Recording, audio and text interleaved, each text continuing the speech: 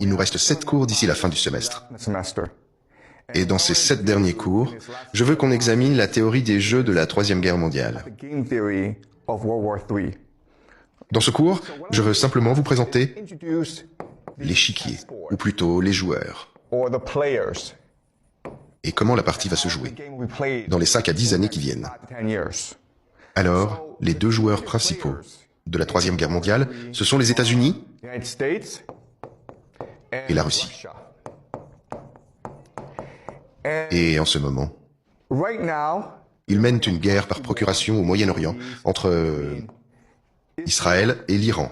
Les États-Unis soutiennent évidemment Israël et la Russie soutient l'Iran. Et voici ce qui va se passer. Cette guerre au Moyen-Orient va s'étendre et embraser le monde entier. Aujourd'hui, on va passer en revue chaque joueur. États-Unis, Israël, Iran, Russie. Et je vais vous expliquer qui ils sont et comment chacun va jouer cette partie. Et une fois qu'on aura compris leur stratégie, il sera alors assez simple de prédire comment ils vont se comporter.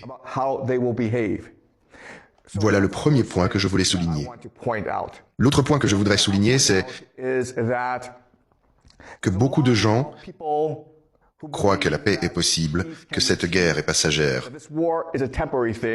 et qu'une fois Donald Trump parti du pouvoir, une fois que les États-Unis auront rompu avec Israël, la paix reviendra dans le monde. Eh bien, c'est faux. D'un côté, le moteur de cette Troisième Guerre mondiale, c'est le conflit entre ces 4 nations. Mais de l'autre moteur, ce sont les tensions internes dans chacun de ces pays. On a déjà vu l'idée de surproduction d'élite. Et l'idée, c'est... Les élites sont des parasites qui prélèvent une rente sur le peuple. Et donc, dès qu'on appartient à l'élite, on peut exploiter les autres. Du coup, il y a une compétition pour entrer dans l'élite. Et quand il y a trop de gens qui veulent entrer dans l'élite, ça crée un conflit interne. Et c'est exactement ce qui se passe partout dans le monde aujourd'hui. Donc, la Troisième Guerre mondiale n'est pas seulement provoquée par les disparités entre ces 4 nations. Elle est avant tout provoquée par la politique intérieure de ces pays. Je vais vous le dire très simplement. Aujourd'hui, ce qui dirige le monde, c'est le capital transnational. Pour le dire simplement, si vous êtes riche en Russie, vous avez tout intérêt à travailler avec les riches d'Iran, d'Israël et des États-Unis. Et résultat, pendant très longtemps, on a réussi à maintenir paix et prospérité dans le monde.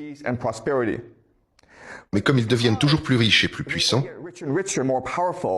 ça crée du ressentiment chez les autres factions d'élite de ces pays. Et donc, 3 forces majeures s'opposent au capital transnational dans ces 4 pays. Listons-les. La première, c'est bien sûr le nationalisme. Il y a des gens comme Donald Trump et Vladimir Poutine, persuadés qu'il faut faire passer leur nation, avant tout. Pour eux, le mondialiste nuit à leur peuple, à leur nation. Voilà une première force qui s'oppose au capital transnational. Une autre force qui s'oppose au capital transnational, c'est la religion ou l'orthodoxie. Pourquoi? Parce que pour le capital, son seul Dieu, c'est l'argent. Il n'a pas d'autre Dieu. Il est laïque et il cherche à créer une société multiculturelle. Et laïque pour permettre au capital de circuler librement dans la société. Ce qui lui permet aussi de contrôler et de dominer la société. Donc la religion, elle aussi, s'oppose au capital transnational. Et la dernière force opposée au capital transnational, c'est l'intelligence artificielle, l'IA. Pourquoi? Parce qu'aujourd'hui, c'est l'argent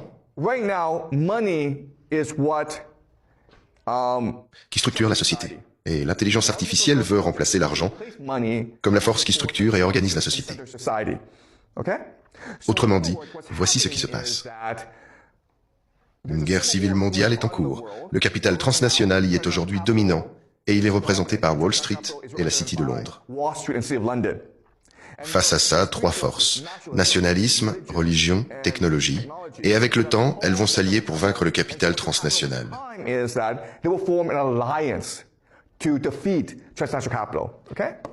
Et donc, ça se passe déjà en Amérique, où ces trois forces se rejoignent pour soutenir Donald Trump.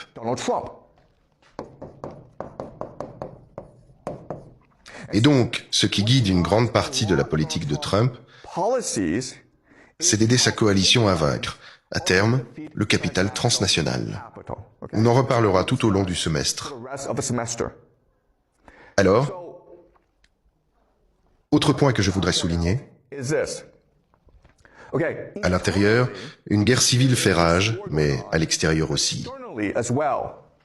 Des forces poussent ces nations vers la guerre. Et au fond, c'est l'effondrement écologique.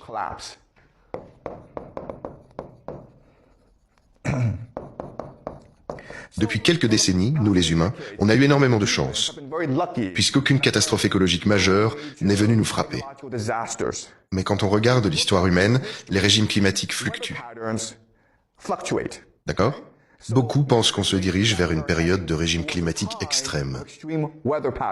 Autrement dit, il deviendra plus difficile de cultiver de la nourriture, et plus difficile d'accéder à l'énergie. Et donc, le monde va se retrouver sous tension, et il va falloir se battre pour les ressources rares. Et franchement, on va sans doute entrer dans une période de l'histoire où la famine deviendra beaucoup plus fréquente. On croyait en avoir fini avec la famine. On pensait avoir bâti un système capable de nourrir absolument tout le monde. Mais dans les années à venir, on va découvrir une multiplication des famines dans le monde et une multiplication des catastrophes écologiques. Voilà le schéma que je veux que vous reteniez. Dans la Troisième Guerre mondiale, il y aura 4 joueurs principaux: les États-Unis, Israël, l'Iran et la Russie. Et ils se disputent la domination mondiale. Personne ne va gagner, mais c'est ce conflit entre ces 4 nations qui va dicter la géopolitique pour les 5 à 10 années qui viennent. Ce conflit n'est pas seulement nourri par les différends entre ces pays, il est avant tout nourri par les déchirements internes de ces pays. Les deux forces, ce sont le capital transnational face à une coalition de nationalistes, de religieux et de gens de la tech. Et chaque camp a ses champions. En Amérique, leur champion, c'est Trump. Le capital transnational, lui, est représenté par Carney, Mark Carney. On en reparlera plus tard. Mark Carney, c'est l'actuel Premier ministre du Canada. Bien, chaque camp a donc ses champions, et ils vont se livrer cette guerre. Maintenant, la question évidente que vous allez vous poser, c'est... Ok, mais tous les autres? Et la Chine? Et l'Inde? Et le Brésil? Et l'Afrique du Sud? Et oui, c'est vrai. Oh, pardon. Et l'Europe? Et le Japon, hein? Et puis la Corée du Sud. Alors, c'est vrai, ce sont de grandes économies, très peuplées, et qu'elles pourraient, en théorie, avoir de grandes armées. Je vais vous montrer ce qui distingue ces 4 nations. États-Unis, Israël, Iran, Russie. Ce qui les distingue, c'est qu'elles ont une grande stratégie qui leur permet de mobiliser leur population pour la guerre.